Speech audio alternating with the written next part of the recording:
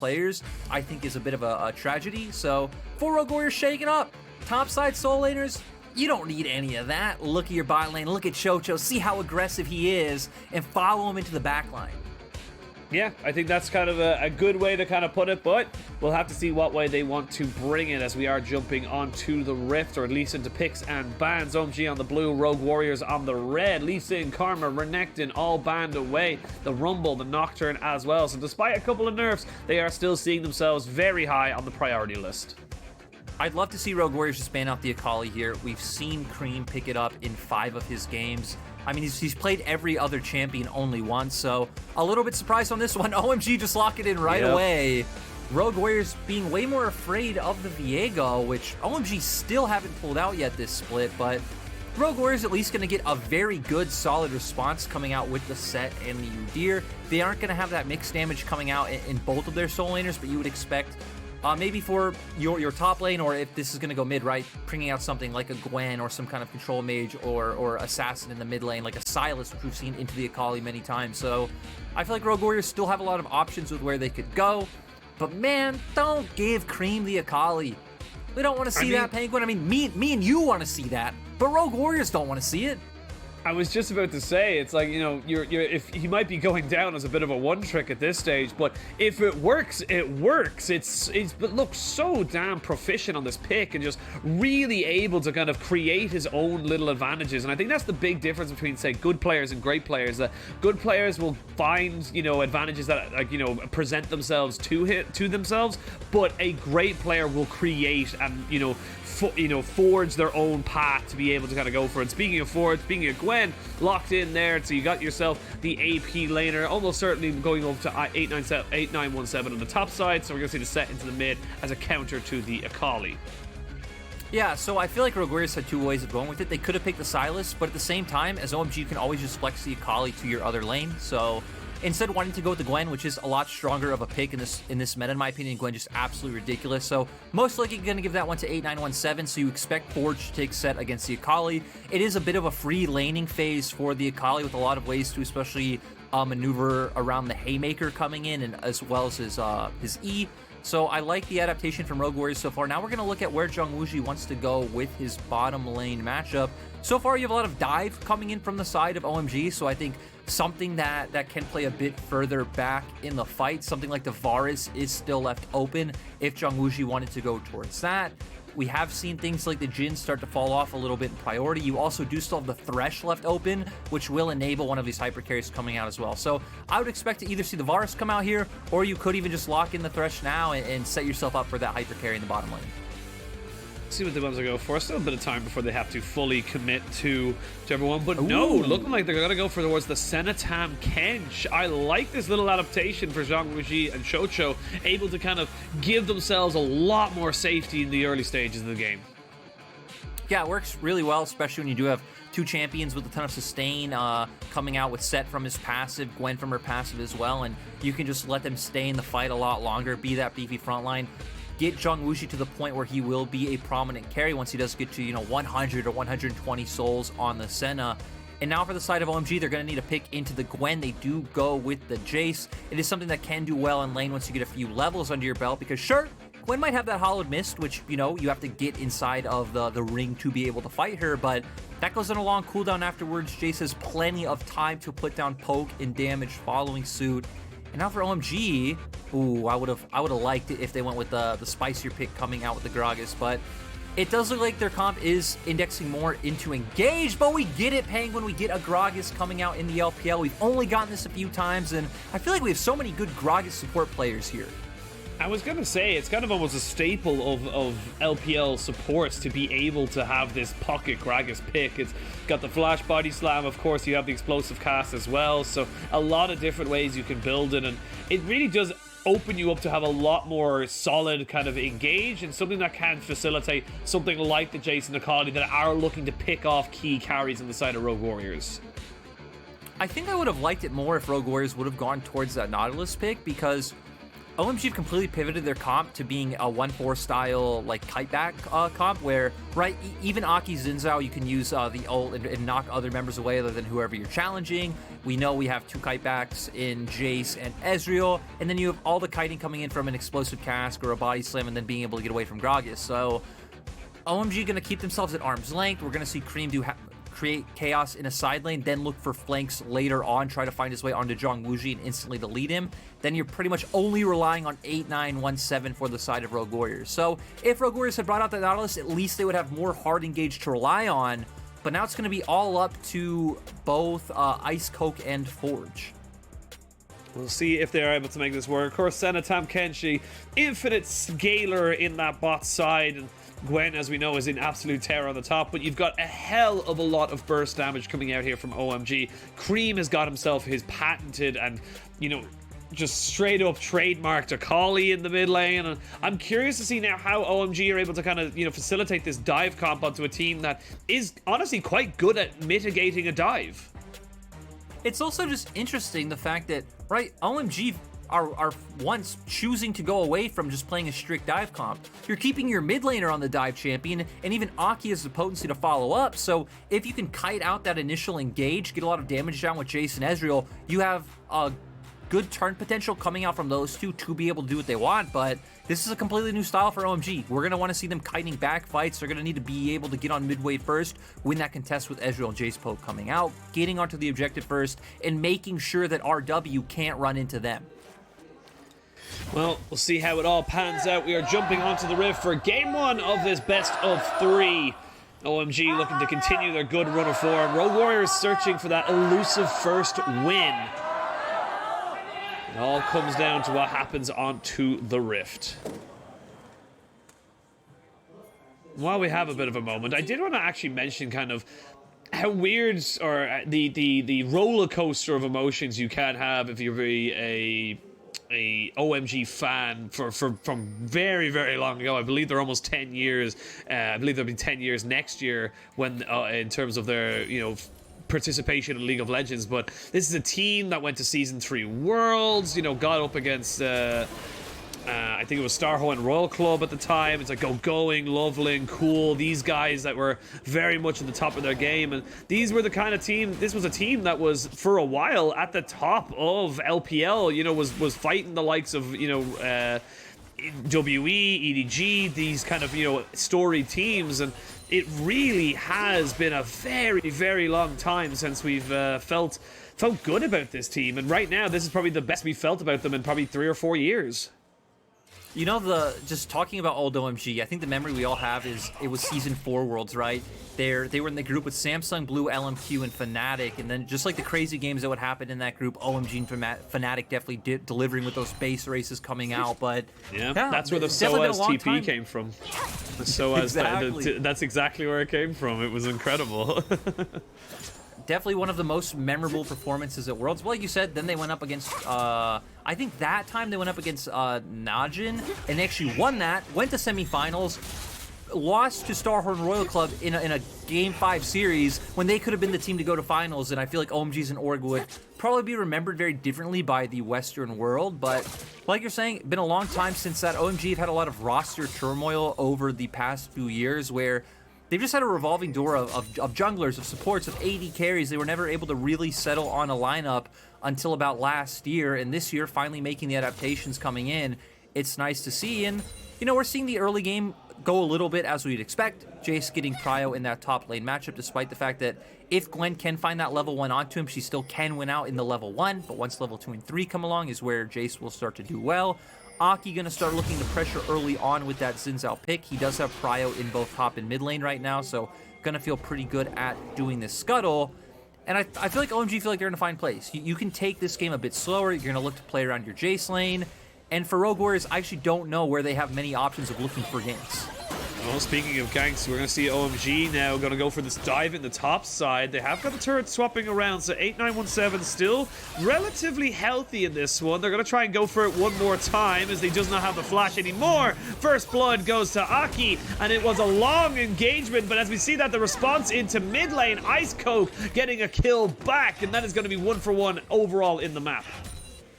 Yeah, and, you know, I like OMG coming out and going for the redive, knowing, hey, if we juggle the aggro correctly, we can still pull this off. A little bit surprised Cream went down the mid lane. Akali, an extremely difficult champion to gank early on. You have the Shroud, you have your E, you have Flash. I know both of them did expend their flashes to do it, but we're going to see here, goes for the E right away. I'm guessing his Shroud must have been on cooldown because we don't even see that one popped. And then the Flash comes out for Ice Coke, which just helps secure the kill for Rogue Warriors. Start there for the junglers, of course, seeing if they can get any kind of advantage. Nu will gladly take a Gwen that's been put behind, as well as Forge being able to put behind the Akali. So let's see now what the junglers want to do. And like you said, just like, you know, these early game junglers, the Xin Zhao, the Udyr, they have these potentials to be able to kind of, you know, capitalize on just, you know, slow early game champions like the Gwen, like the Akali, who once the Shroud is down, the Akali does lack a lot of escapability. Yeah, and right, it just came from one of those things where Rogue Warriors were timing out the window correctly. They got it down, but for Rogue Warriors, now that Cream's flash is down, there are repeat plays that you can look for in the mid lane. We also know you can look towards the top side because, sure, with Phoenix Stance, Udyr does do a lot of AP damage, but still providing that physical damage coming through as well. So if Nu's going to keep pushing like this, you do have opportunities in the top side of the map. Nu does still have flash up, though. 8917 does not. So we know this is going to be a top side of the map oriented game for both teams. When you have Senna Tom Kenstride, it's all about waiting until that level 6, getting the Dawning Shadows, looking to emphasize that one. For the side of Abel and Cold, we're going to wait for Cold's reset to come out for him to start impacting the map, because Abel is going to feel no threat being in a 1v2 situation in bot lane.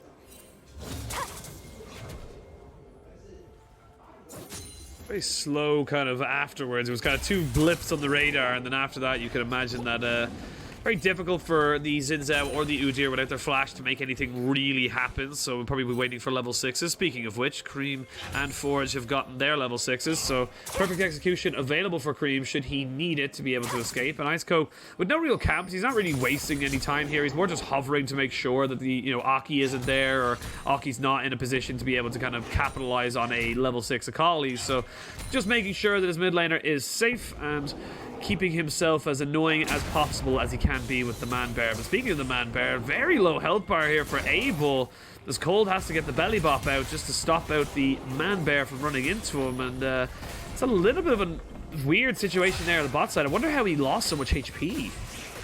I mean, it also just comes down to, right, how oppressive Senna Tom Kench is. It's something that's been spoken at length for a long time, especially when you do have a melee support like Gragas. Sure, you can throw out some trades with your barrels, but that's going to get healed up by Zhongwuji.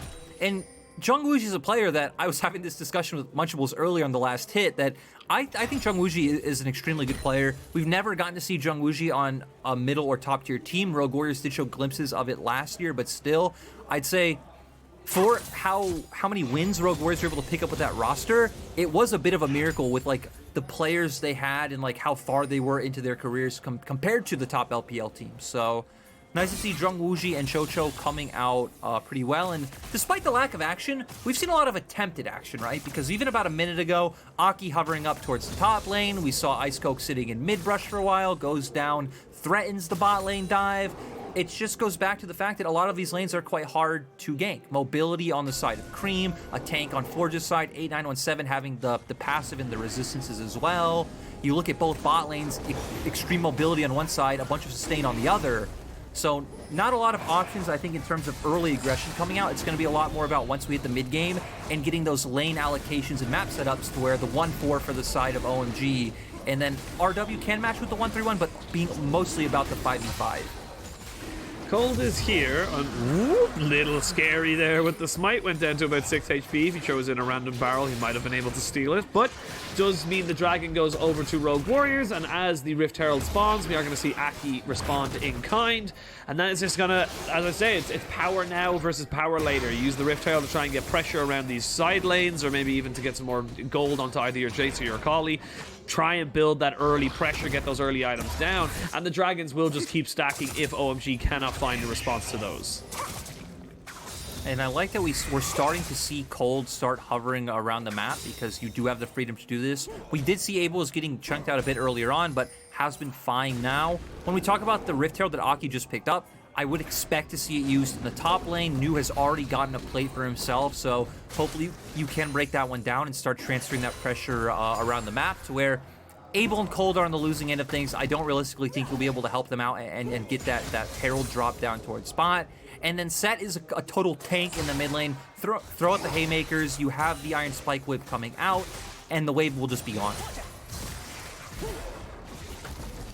Again, like you said, slow early game in terms of the action, but the intent has been there. And speaking of intent, Aki is sneaking himself into some alcove gaming and seeing if he can make something happen now onto 8917.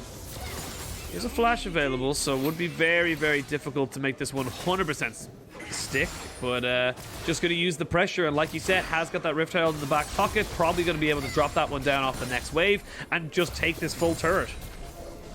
Yeah, and right now we don't see an initial response coming out from Rogue Warriors. Ice Coke isn't on the bottom side of the map, but might go to threaten that dive down bot, at least try to deny some golden plates. Right now he is counter jungling, but so far this just is a massive win for the side of OMG. Yeah, 1,000 gold lead. They're going to keep pushing with this. This is Xin Zhao and a Jace. They can do a hell of a lot of damage to these turrets. And again, now that you have the level 6 and onwards for Cream, excuse me, it is very, very difficult to lock down this Akali into that mid lane. It's very, very difficult to really make anything happen with that Udyr and Set combination, because the Shroud, everything else, is just so much you can do with it that just makes you such a slippery little champion. And with that top lane now pushed very, very far forward, and also the second turret almost taken down as well, there's a lot of opportunities here for OMG to look to maybe influence the rest of the map. You know, we talk about some of the best top laners and some of the best players we have in the league, and something that we talked at length at last season was Nuguri was, you know, when he played this this Jace, was able to, you know, get first turret, roam around the map, influence those side lanes, and just kind of balloon the gold lead for FBX. And I want to see now if Nu can do something similar. Yeah, and we already have mythics coming out for both Nu and Aki. Nu, of course, going towards the standard Eclipse. Aki's build being a little bit interesting. He just went straight towards the Gore Drinker. In a lot of instances, we have seen the Essence Reaver bin coming out. The fact that it is such a cheap item that does give Xin Zhao a lot of burst early on has been why Xin Zhao players have loved picking it up with that Spellblade passive. But instead for Aki, he wants to get closer to being more of an annoyance and a frontliner, which I think does make sense with OMG's comp, where it's like, hey, I'm going to buy space for Nu and able to be the big carries later on. And Cream so far has just been kind of fine, sitting mid. This matchup going as we'd expect, where there isn't really a lot of kill potential on either side when you are playing, you know, an assassin against what is pretty much a tank coming out from Forge. You are just ping-ponging waves back and forth. We've seen OMG just consistently do subtle things on the map to transfer pressure, whether it's Cold hovering towards mid, whether it's the ganks coming out from Aki. So far, no response from Rogue Warriors, but maybe Rogue Warriors feel fine just playing the scaling game because you do have both a Senna and your Gwen on the team. If those two can combo up well later on, I think especially great performance from 8917, we've seen Gwen just completely bring games back. The EDG versus IG game is the prime example in my mind where Flandre's Gwen just took over. So we're going to be looking at 8917 to be able to pull off a performance like that once he does start getting towards his Riftmaker. It'll be a while though, like you just mentioned, about 40 or so CS behind, which is a hell of a lot of gold and XP here in the favor of Nu. He's got himself a level lead. Of course, we can see the gold there. He's got himself about a 1,600 gold lead that's basically just on him on the top side. That whole gold lead is basically just the Jace versus the Gwen. And right now you can see OMG, they're posturing around this Dragon Pit. They don't want to keep this one stacking. They know if they can take this one out away from underneath Rogue Warriors, they give themselves an awful lot more of a chance to be able to kind of, you know, create their own win condition at later on. I also think for OMG, the fact you don't have any camps up for Aki just means going for Dragon is the obvious choice. He's nothing else he can be doing on the map, maybe other than hovering for Nu and getting down some deep vision so he can just keep pushing out this lane. But I like this choice quite a lot. We're going to see the 1-3-1s come out from both teams. This is, of course, where OMG are going to thrive for now. I think Cream's going to be the one who feels much more confident sitting in the side lane to where when more neutral objectives come up, when next Rift Herald spawns, we're going to see Nu being the one to group a lot more. Maybe try and pick up the next Rift Herald, turn towards the mid, drop that one down, lay down all your siege and poke. For Ice Coke, I think ideally you'd want to be punishing Nu in that side lane. They do have the Tom Kench with the Abyssal Voyage as well, so New needs to play respectfully, not give any windows over for Rogue Warriors to pick up some gold and get their champions like Gwen and Senna online.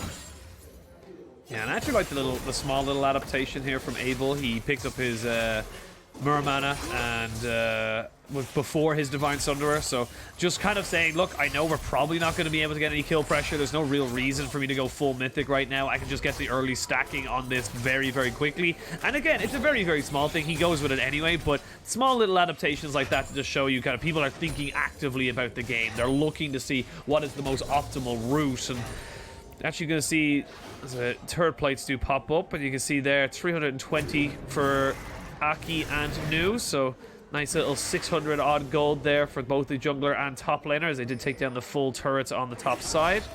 Now with the second Rift Herald spawning, it's going to be OMG kind of quicker on the mark, and this is kind of what we saw from OMG in their wins against RNG and OMG. They're quick, they're fast, they're not letting you just rest on your laurels and wait for you to come back into this game. They're the ones that are being proactive in these games, and it's good to see them continue that trend here.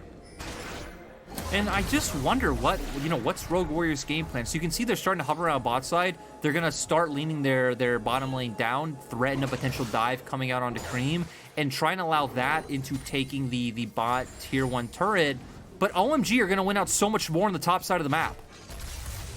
Yeah, and even you look to try and threaten this dive, like Cream isn't a Kali, and there is a TP on the Jace as well. So yes, you get the tower and you kind of back him off, but you might lose a tier 2 for it, or even just a tier 1 in mid lane. So a lot of different movement here from OMG. You can see they're trying to just capitalize on the fact that there were resources put in towards that bot side, and it looks like mid lane is going to be the call here. Don't think they'll be able to take it down just yet, but a lot of damage done here by OMG onto that mid lane tier 1. And again, very, very slow game, and very much a kind of, just waiting to see who can get their items first. And I'm not quite sure Rogue Warriors know what they want to do right now, because it doesn't look like they're being, as you said, very proactive. They look towards bot lane, they just got that turret, didn't really kind of, fizzle into anything, and they just had to back away. So I'm curious now what their mid-game call will be. For me, what I want to see come out from Rogue Warriors is you do a similar setup to what you just did. Send Forge down towards the bottom lane, push out, a wave or two with Ice Cold covering around for one of them. Start pathing up towards top side, rotate Forge to mid, and have Chocho, Ice Coke, and 8917 make a 3-man play onto Nu with the Abyssal Voyage coming out, so it doesn't even matter that Nu has all that vision up towards top side, because I feel like we've been seeing Nu be able to freely play in a side lane, where realistically he shouldn't be able to play up that aggressively. He should be forced a lot more to be doing what he is right now, grouping up mid, playing with his team, because there should be threats coming out from the side of Rogue Warriors. We just haven't seen the play I just described even threatened yet. They're kind of just chilling, OMG's like that roommate that always just comes in and takes their stuff, and Rogue Warriors are very timid, and like they want to tell them, hey, no, that's mine, that's my shirt, that's my food, but they just don't do it. They just accept. Yeah.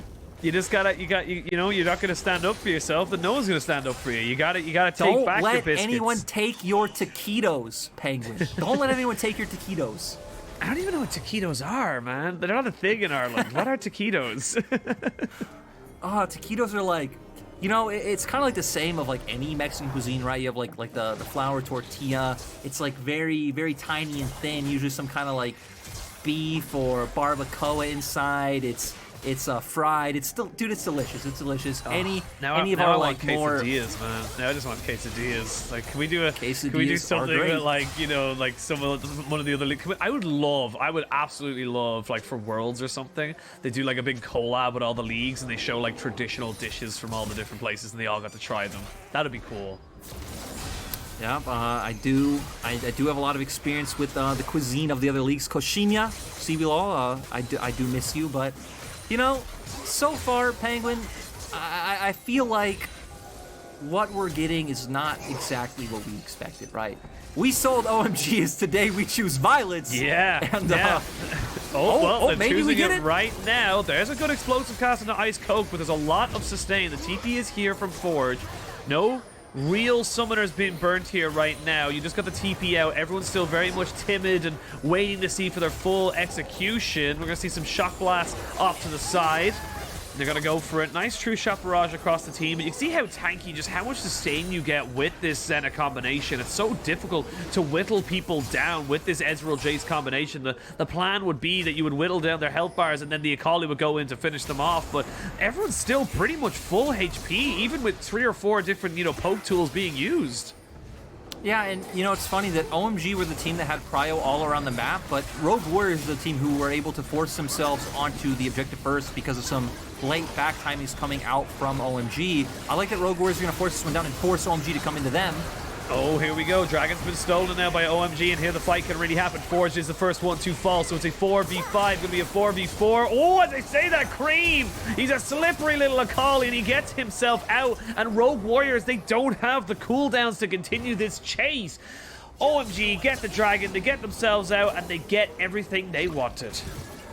And it's funny that we saw how both comps interacted, right? Where neither of them really felt comfortable looking for the engage. Neither side having a ton of engage coming out. You're relying on Set and Udyr on one side, which isn't really reliable hard engage. You have Xin Zhao Gragas on the other. So, OMG would prefer to be the team that is on the objective first, able to throw out their poke.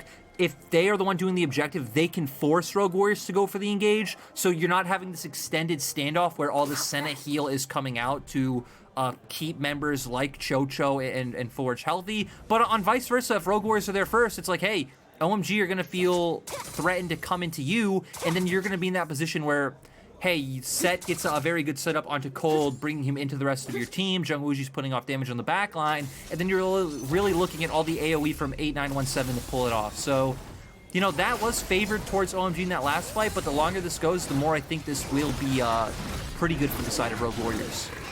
Yeah, you can see here, this is just kind of the Dragon Steal. Just jumps in, 1v3, and they try and get an engage off with Seth, but there's no one really to back him up on this fight.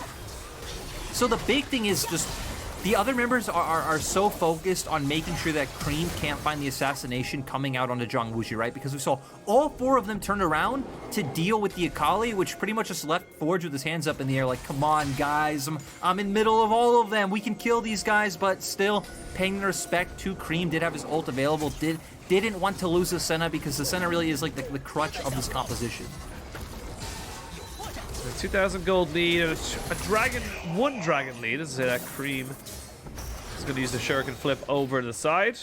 Now backing towards his mid lane, where there's a little bit of pressure coming in here from Rogue Warriors. Very short range comp from Rogue Warriors. Very difficult for them to really siege down turrets. It's not really in their toolkit until much later in the game when Senna does get that ridiculous range. And a turret will not fall just yet. New respecting the fact that people had backed away, did not have full vision of Ice Coke or 8917, so backs himself off just to make sure he does not become a free meal to the side of Rogue Warriors. And right now it's again a very, very slow and kind of methodical way of doing things. It feels like neither team really wants to go for an engage. One, because they don't really have an engage, and two, they don't really want to lose anything around the map unless it's for an objective like a Baron or a Dragon. Yeah, and I feel like the big question will be the amount of souls Zhang Wuji has, which, thankfully we're getting to see right now is at 85, so getting closer to that, 100 to me is where Senna really starts feeling strong, and especially like 120, 140s when you just become absolutely devastating to deal with, as New deciding he doesn't want to interact with 8917. He's going to let him run away and keep his life. And for now, it's still just the same posturing coming out. I feel like we're going to be playing the Dragon game for yep. the rest of this Penguin, right? Neither team looks like they're going to look for any sort of Baron, but you don't have great turn potential on either comp. And I wouldn't say you have a phenomenal Baron on either side, though I do think Ezreal's Baron speed is actually quite decent. But for Rogue Warriors, they feel fine scaling up. For OMG, you finally do have the 2 items coming out on Abel, the Divine Sunder and the Mirror Mana being out. New also on his 2-item power spike, so I definitely feel like this is where OMG should feel more powerful relatively to where Rogue Warriors are, and where it'd be nice to start seeing them looking for those side lane plays, but also start having New push out a side, group up with the team, putting down that siege down on mid turret, turning to the enemy jungle, getting vision, and looking for picks. So that same formulaic play you always see from this comp is what we want from OMG, and Cream 010 does have a bounty. Yeah, just straight up from the CS. Got himself a 30 CS lead or so, and just trying to live his best life. Even with a single death and no assists or kills, he's still just as powerful and just as worthy of a bounty Where's into New's this game. bounty? Huh, Penguin, where's Newsbound? He's 40 CS up, and he's 1-0-1. He actually had one about 2 seconds ago, and then it just went away. So I don't know why that's just gone out. But those are the mysteries of League of Legends, as we now see both teams posturing for this Dragon Pit. 20 seconds till that one spawns. Yeah, I've got some pretty decent item spikes here now for the side of OMG. The Zhonya's just got picked up. You will have all summoners available for both sides. And screw having double TP on both of your solo laners. We're going to go for the full ARAM around this Dragon. You can see OMG taking a bit of punishment on the backside. They need to be careful with these Mystic shots just kind of flying in from the left and right. Dragon is alive. And the rest of the teams are just kind of trying to sustain. They need to try and make some of this poke stick if you're on the side of OMG. Yeah, you know, for poke sticking, we even see Ice Coke picking up a Warmog second, though that's not going to do him any good if he stays in combat the whole time. I think OMG forced them out. Should come out soon. Taking a lot of damage. They jump in. There is going to be the Dawning Shadow to try and keep 8917 alive. And with that massive AoE teamfight tool down, it means we're going to see OMG going on to Soul Point. And I gotta call out Rogue Warriors right now. I might have to stop myself for a second. Ice Coke getting jumped on here. We should be able to. Oh, perfect execution! Oh! Cream was saying double bait, and that one right there, able to just completely obliterate 8917's health bar. And that is why so many people are hyped on Cream, right? Because in these scenarios where it's like, okay, both teams are going to start backing off, Cream sees the angle, he knows he has the perfect amount of damage to get the kill, and he goes for it. With those 2 item spikes coming out, OMG do have enough damage now to be able to land some good poke, especially if those accelerated shock blasts from New are able to hit, where Jung Wuxi isn't really able to sustain everyone up through it. And with that, OMG were able to get into River. They were able to force Rogue Warriors off the objective and turn and take that objective. So, you know, OMG also getting close to having a lot of sustain themselves, as they are pretty close to getting Ocean Soul, and they have 2 Ocean Drakes themselves. As we get to see the replay, the second E coming out does go in with the Q as well. Follows in with R, has the passive hit at the end, and just beautiful. Beautiful coming from our rookie mid laner, showing that if Akali is up, he will pick it every time. This is his 6th game on the champion. His most played by far. His second most played. He's three champions he's played once. So, Rogue Warriors, I would love to see a draft adaptation going into next game, regardless of win or lose. Yeah, honestly, it just feels like you're giving Cream just something he's super, super comfortable with, and something that the team of OMG feel very, very comfortable playing around. But again, I gotta say, like, just before that, you know, little assassination came in, I gotta call out Rogue Warriors. They're being almost too passive right now.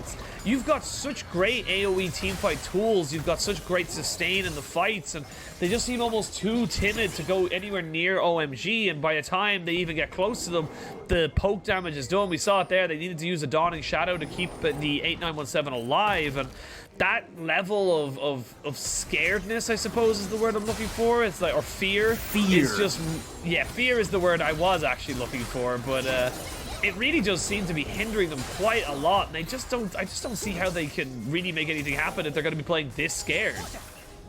Yeah, and their first priority is going to have to be blowing flashes off OMG's team comp, because at least in a straight 5v5, they can never run headfirst into OMG. I feel like OMG do have enough mobility and like escape tools to be able to get away from Ice Coke or Forge just flashing in and looking for the engage. You probably want to force them into either in front of Baron or Dragon. Look to have Forge on a flank in some kind of brush, flash Face Breaker into the Showstopper, try and get someone like Abel or New into your team and force the fight that way. Because, you know, as this game progresses, OMG's gold lead is only building more and more. They're getting item advantages over you, and their poke's only going to hit even harder. Well, speaking of a bit of an advantage, you can see Cream here going to use the perfect execution to get himself perfectly over the wall. Ice Coke going to try and go head-to-head with him, but 1v3, and you can see here, Cream is kind of coming out on top of this. The Baron will be started by OMG, and now Ice Coke is going to have to use the Abyssal Voyage to get back up towards this Baron top side, but you committed 3 people up to that, or down to that bottom lane, and you couldn't even come out with anything. Cream didn't have to blow, apart from his ultimate, he literally used nothing.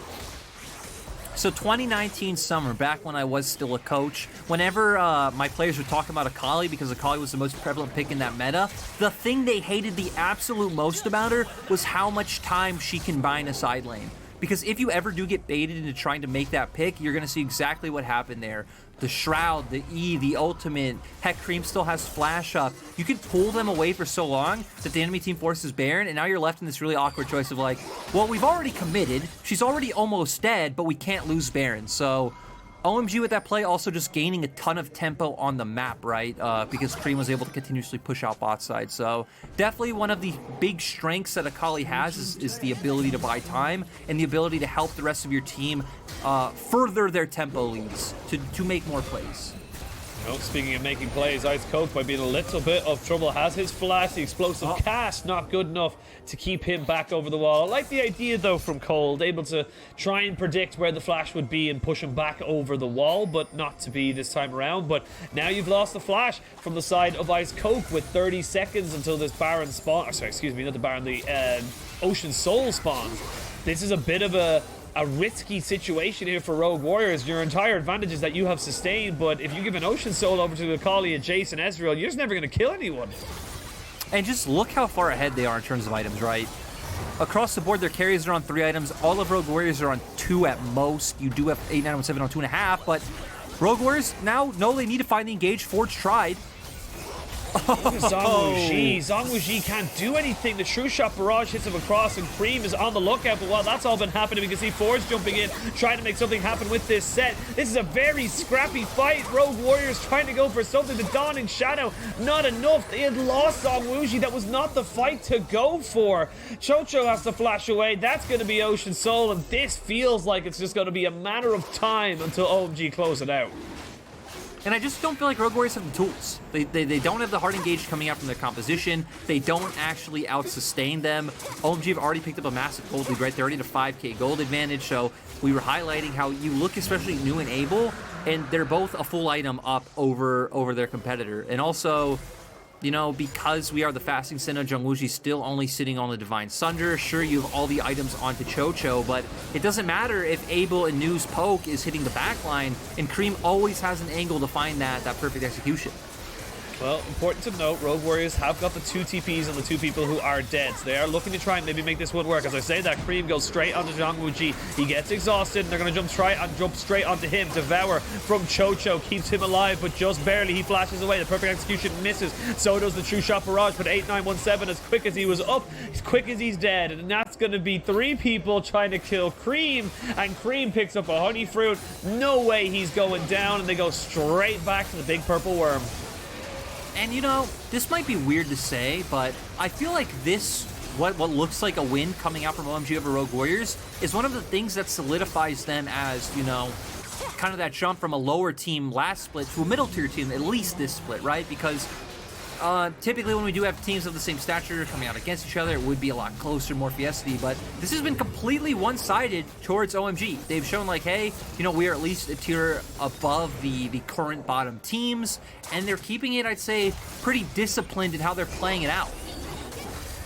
Yeah, this is the replay, and this is it. Like, Zhong Wuji is gone. Forge goes in by himself. Like, no one is ready for that. He's already chunked out so hard, and it just seems so disjointed, so separated from the side of Rogue Warriors, and it doesn't feel like they know what's going on at all. Well, I think that also highlights the position there, right? Because for Forge, there is no right choice. If you don't go in, your team is continuously taking poke, you're backing off, you're giving over soul. If you go in, you're right, you're alone, it's scattered, but it's really the only option you have, right? You hope you go in, you hope someone's in range to where they're able to dish out some sort of damage.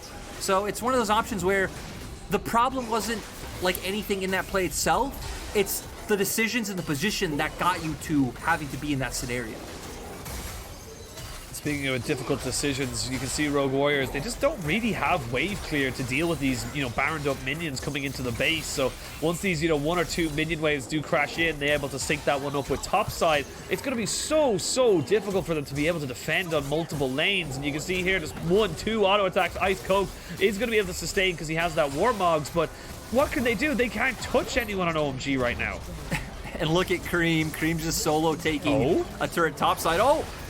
flank from Forge? The flank came in. Forge is going to try and use the showstopper to start it all off. Zhongwuji has used the Dawning Shadow as well. Still yet to see anyone die from OMG, and I just think they're just too far ahead. They're just too healthy. They've got the Ocean Soul. They've got the damage. OMG, as clean as you like, in 34 minutes will decimate Rogue Warriors.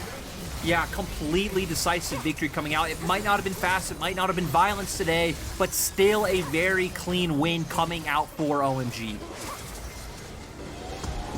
And a great start, and a perfect, analogy that you mentioned is OMG making that transition from a bottom 4 or 5 team to maybe a top 12, top 10 maybe, depending on how long they can kind of, keep this gravy train rolling. And for Rogue Warriors, they just didn't have anything going for them. They had no real concept of what they wanted to do. They felt like they were just floundering from a very early stage. They didn't know how to deal with the Jace. The Akali, they kept trying to shut down Cream, and Cream just kept getting away. It was all over the place. Yeah, it was one of those things where we saw them try to find early aggression, but you look at the composition, right? You have Ezreal Gragas on the bot side, extremely mobile. What's going to happen is what we saw happen, where you're going to be able to force him off turret, maybe with a third of a dive, but you should be able to kill them. Akali, I feel like he did a nice job of timing that window where Shroud wasn't up, but when Shroud is up, we also saw attempts made there. It's not going to work. Your only potential avenue was trying to punish the Jason topside. I think accelerating your Gwen ahead, and then you have a potential route to win where, since he's accelerated, he can tank more of the fight. He'll be dishing out more damage if the Senna sustaining him in the back line, but he fell behind. We never saw those side lane plays that we set up looking to be made to get him back into the game. And then it was a slow bleed for Rogue Warriors where it's like, well, we don't really have good enough engage to get on top of them, but they also don't need to come into us, and we're not able to out-sustain their poke at this point in time. So it felt like there were wrong choices made, and they also had the harder draft to play into what OMG brought out. But also big kudos to OMG. They pulled out a composition that wasn't the same sort of Nocturne, Kai'Sa, Akali. We all go in at the same time. They played it patiently, they kited back, they played the map, they played the objective game, and it was smooth.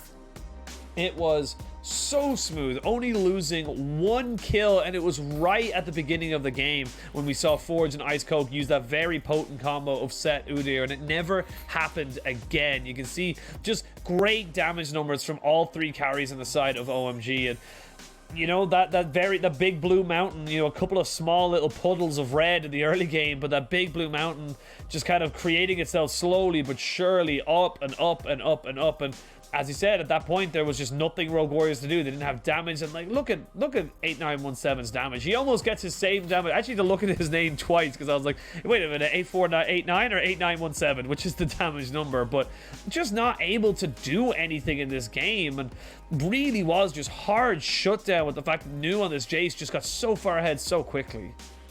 And I'm so happy to see it because New is a player that I think a lot of us had kind of written off, right? We thought of him like, oh, hey, New's going to be this weak side top laner. You're going to leave him on an island and, he will fall slightly behind and try and be a role player later on. But I feel like we've seen him have a lot of good moments this time around. I think there are still windows where he's not exactly punishing when he can be moving off topside or off wave to look to help with his team more. And I feel like better teams would have punished him, but he's doing a great job in terms of lane and utilizing his pressure. And then I feel like we've seen him have so many good moments in team fights this split. To me, that's where New has really shined is, whether it was the accelerated shock blast today or things like the Wukong he brought up before, the Lee Sin, finding those prime engages. So nice to see a lot of these guys on OMG get a bit of a jolt back in their careers. Yeah, again, like we mentioned at the start of broadcast, this was a team that went to Worlds. This was a team that was, touted as one of the OGs of Chinese League of Legends, and they kind of just fell to the wayside of the last few years, and it feels like they've finally been given a breath of life within them, and this new team seems to be doing fantastically so far, but we'll see if they can keep that one going. We're going to throw it to a quick break, and when we return, we will have Game 2 of Rogue Warriors versus OMG.